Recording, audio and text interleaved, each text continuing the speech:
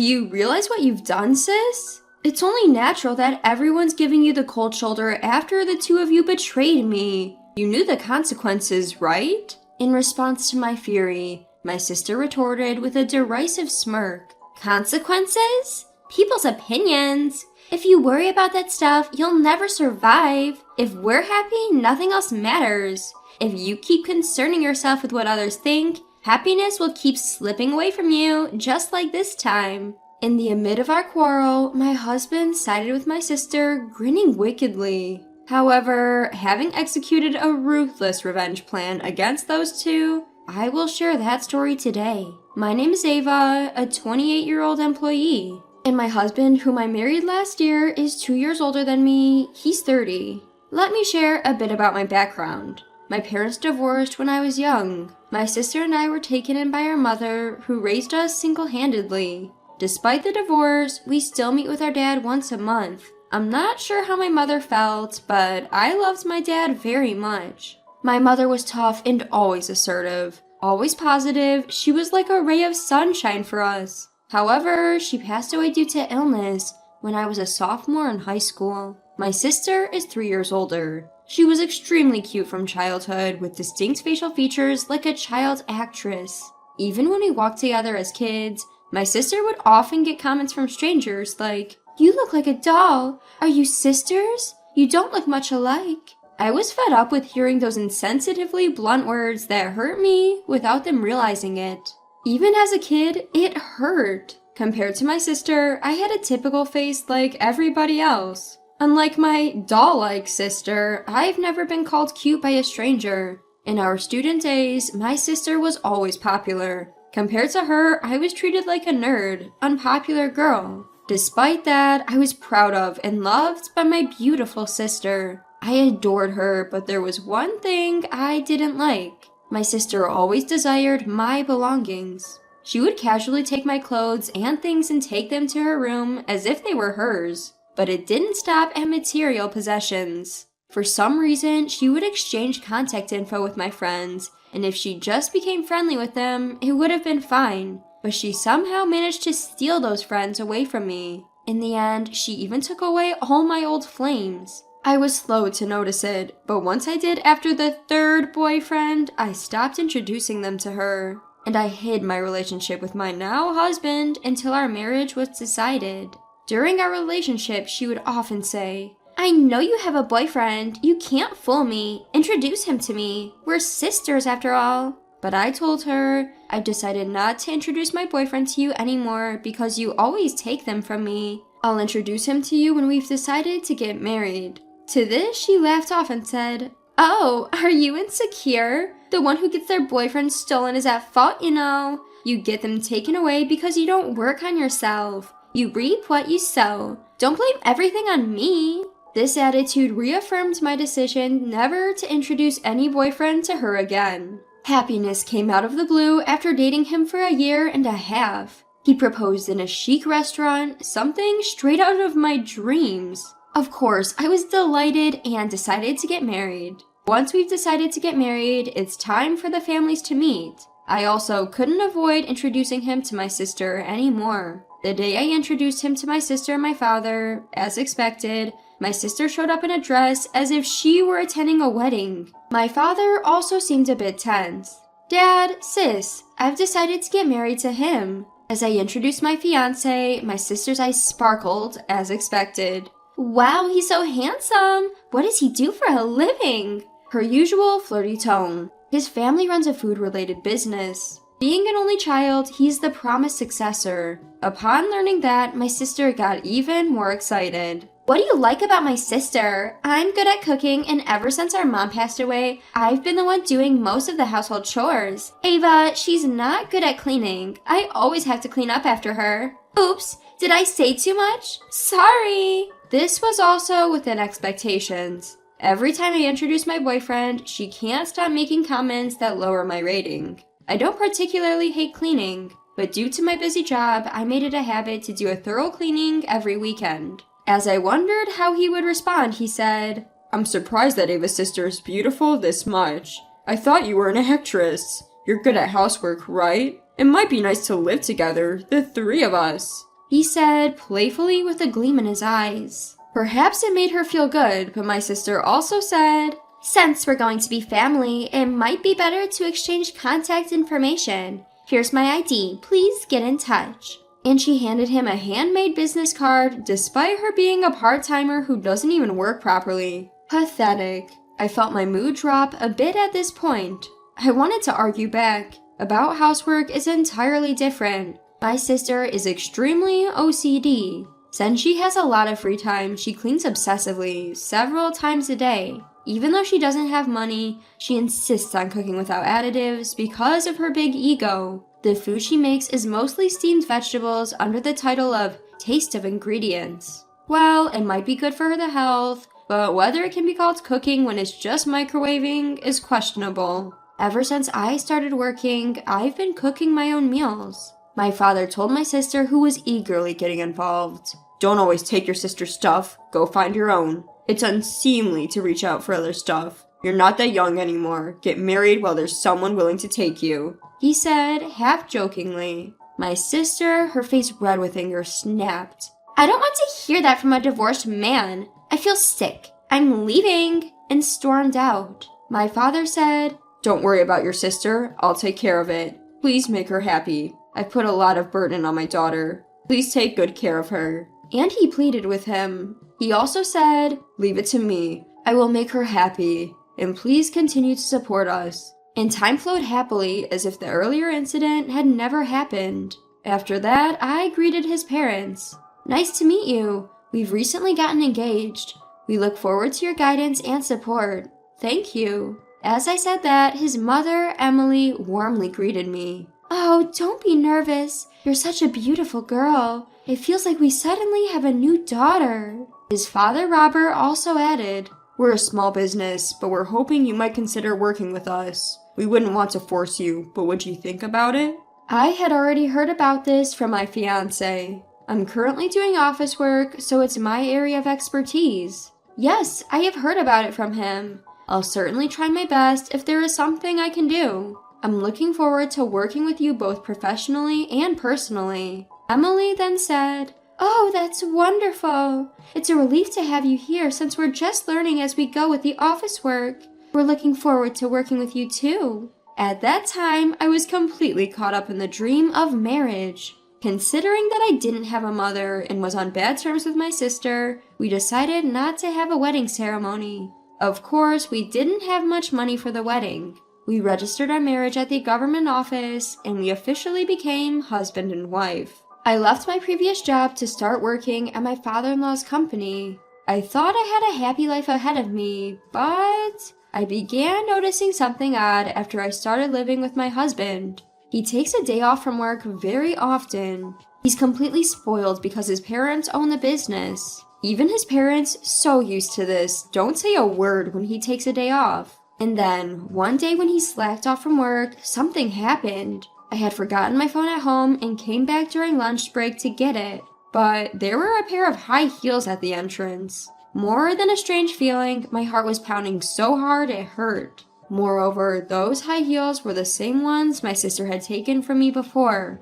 I understood the situation instantly. I decided to go outside and act as if I hadn't seen anything. That night, he acted as if nothing had happened. I had absolutely no trust in him anymore. My sister, oblivious to the fact that she's just being played by her numerous boyfriends, keeps insisting that she's popular. Wanting to know more about my sister, I hired a private detective to investigate her. I was shocked by the investigation's results after a month. My sister had been involved with 7 different men in that month, besides my husband. Moreover, all of them were married. My sister had never held a full-time job. Whenever she did work, it was part-time, and she couldn't stick with it because she has a big ego. If she's scolded, she doesn't go to work anymore. When she was younger, she used to have a bunch of sugar daddies. She looked down on me, working and earning my own money, and said confidently, "If a woman is cute, she can get by in life." Perhaps she began to feel the limits of relying on sugar daddies as she got older.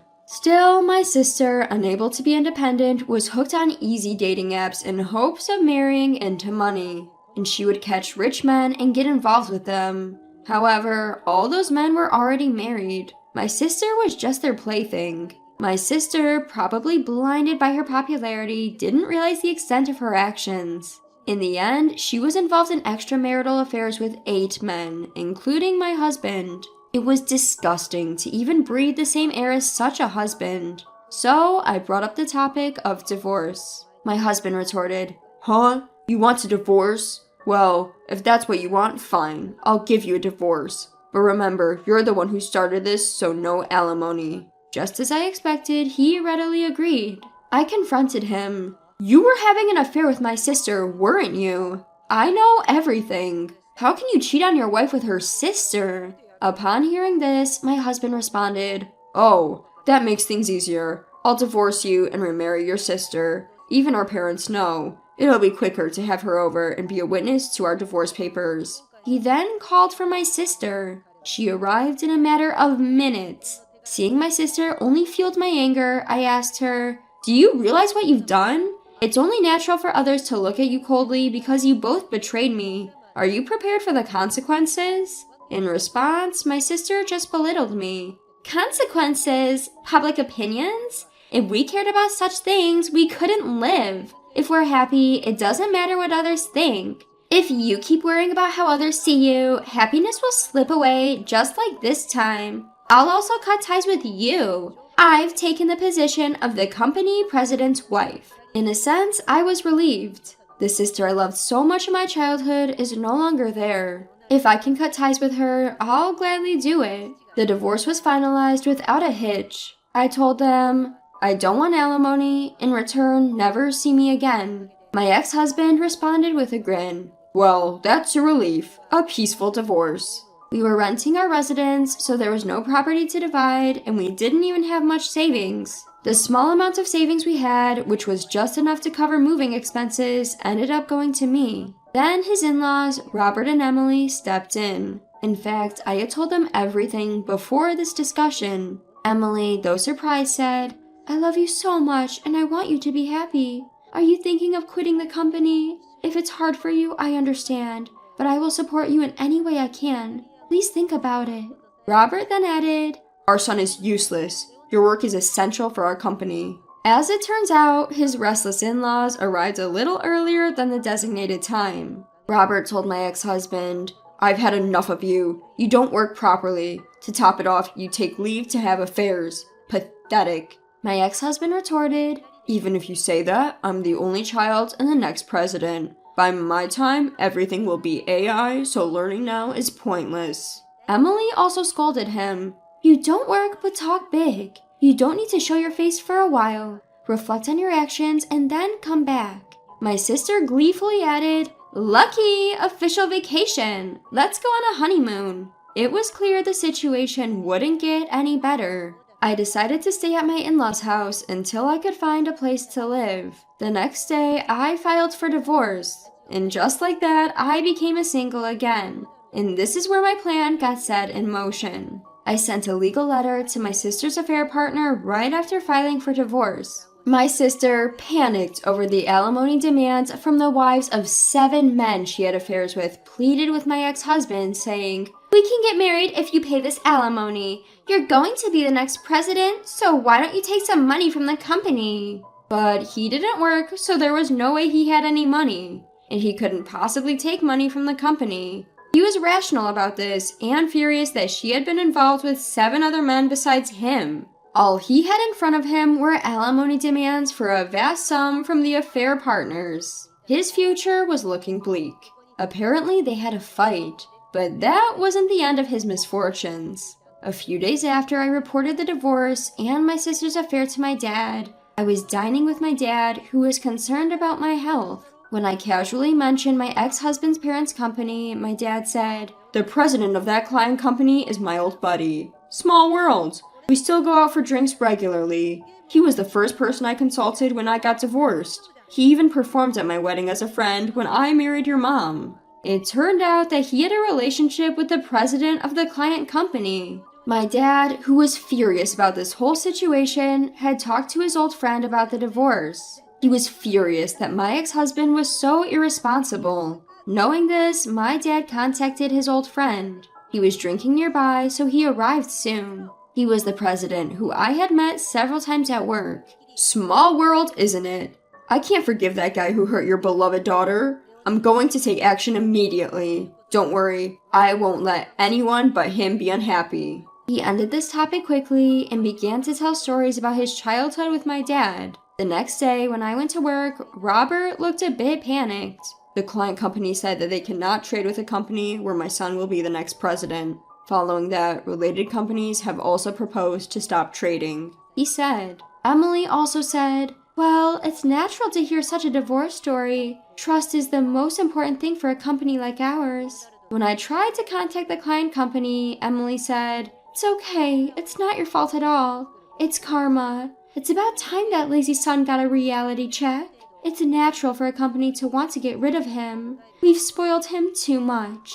He's always skipping work without permission, slacking off when he's there, and then he has the audacity to suggest that manual tasks could be done by AI. He's not welcome in our company anymore. If we left the company to him, it would go under. Hearing this, Robert also said, you're right. The company would just go under if he took over. I have a proposal. It's a bit sooner than planned. But Emily, can we tell her about that thing? When he asked Emily, she said, this is perfect timing. Go ahead, darling. Then Robert said, this is something we've discussed before the divorce, but my foolish son is good for nothing. He's a burden to the company. Therefore, I'd like you to learn various aspects of the job over the years as a potential future president. This is not about blood relations, but a proposal to protect your precious company. I hope you will accept it. I was taken aback. I didn't have confidence in myself, but I dearly loved them, Robert and Emily. I want to help them. Without hesitation, I answered, I will do everything I can. I want to be of help to you, Robert and Emily. Please allow me to continue working in this company. I wish to be able to protect this company over the years. I'm at your service. The two of them were overjoyed. Even though our form as a family has ended, I'm happy to have a deep relationship with them. Upon our decision, Robert called in my ex-husband. Feeling the unusual atmosphere, my ex-husband appeared promptly. I explained the circumstances. My ex-husband had been smugly assuming he'd be the next president. When he found out that I had inherited the position of the next president, he started yelling at me. Playing the victim, huh? A plain Jane like you needs to have a decent personality to survive. Trying to assert my company. I've got no intention of stepping down, he said. Before I could retort, his father Robert cut in. What kind of language is that for a future president? You're nothing more than a ghost employee who barely works. We no longer need such an employee in our company. You're fired. What's that all about? I pass on the sinking ship of a company that's on the verge of going under. I'm quitting. Give me a severance pay of $100,000. He was talking nonsense. It felt like talking to an out-of-touch child. His mother, Emily, was laughing. There's no way we have severance pay to give to you. If you say so, we'll have you compensate for all the losses the company has incurred due to your mistakes. You can't do that, can you? If so, you should quietly step back. He puffed up with an annoyed look on his face and blurted out, Geez, leave me alone. I ain't dealing with you folks no more. Don't come crying to me in your old age, 'cause I'll kick you to the curb. It was hard to believe that he would say something like that to his parents. Robert chuckled. Ha! No matter how hard times get, I ain't gonna come crying to you. Sorry, but this here company is doing way better than you think. Ain't never crossed my mind to rely on you for my retirement.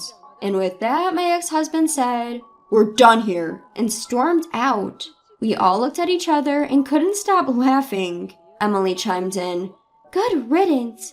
Knowing him, he'll be back crying in no time. But I ain't lifting a finger to help him, no sirree.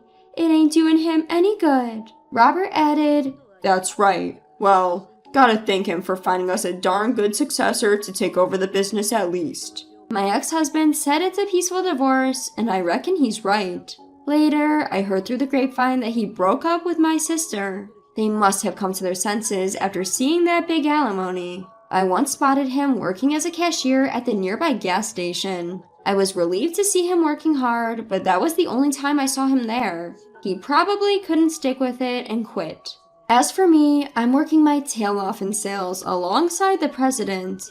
I absolutely adore Robert and Emily, who treat me like their own daughter. The company is bustling, with more clients and new hires coming on board. I'm having a ball at work. Can't help it. My love life is in the pits, but my social life is through the roof. A fantastic family in Emily and Robert, and a job I love. Life's just peachy right now. No more ties with my good-for-nothing sister, so no troubles whatsoever. I'm grateful for the connection my ex-husband gave me.